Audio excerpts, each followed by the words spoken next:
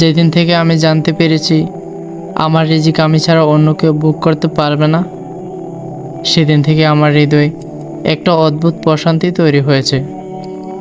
সেদিন থেকে আমি কাউকে নিজের প্রতিদ্বন্দ্বী ভাবি না, কারো ভালো দেখে আমি কাতর হই না। জীবনে যা যা পাইনি তার কোনোটাই আমার রিজিকে ছিল না বিশ্বাস করেছি, এবং সেজন্য আফসোস হয়নি আর কোনোদিন। আমি একটা শান্তির দীর্ঘশ্বাস ছেড়ে সব কিছু আল্লাহর হাতে ছেড়ে দিয়েছি। রিজিকের ফয়সালা আসমানে হয়, জমিনে না। আর হ্যাঁ, শুধু খাদ্যদ্রব্যই কিন্তু রিজিক নয়।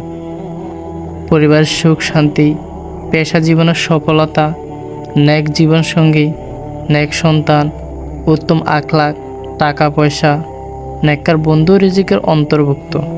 আর মানুষ যতই চেষ্টা করুক না কেন, তার রিজিকের পরিমাণ, সময় ও ধরন আগে থেকে আল্লাহ তাআলা আসমানে লৌহ মাহফুজে নির্ধারিত করে রেখেছেন।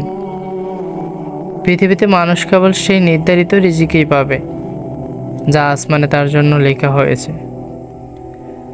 অর্থাৎ রিজিকের আসল নিয়ন্ত্রণ মানুষের হাতে নয়, বরং তা শুধুমাত্র আল্লাহর হাতে, যিনি আসমান থেকে সমস্ত আদেশ নির্দেশ পরিচালনা করেন। আর আল্লাহ তাআলা কোরআনে বলেন, আকাশে রয়েছে তোমাদের রিজিক এবং যা কিছু তোমাদের ওয়াদা করা হয়েছে। তাই রিজিকের জন্য বেশি দুশ্চিন্তা না করে আল্লাহর উপর ভরসা রাখা উচিত। হালাল রিজিকের জন্য চেষ্টা করা ফরজ, তবে রিজিক নির্ধারিত, এই বিশ্বাস থাকা ঈমানেরই অংশ। তাই আমাদের চেষ্টা করা উচিত, তবে অন্যকে হিংসা করে নয়, কারণ আপনার রিজিক কেউ নিতে পারবে না। সবাই ভালো থাকবেন। ভিডিওটি ভালো লাগলে লাইক, কমেন্ট অ্যান্ড শেয়ার করবেন।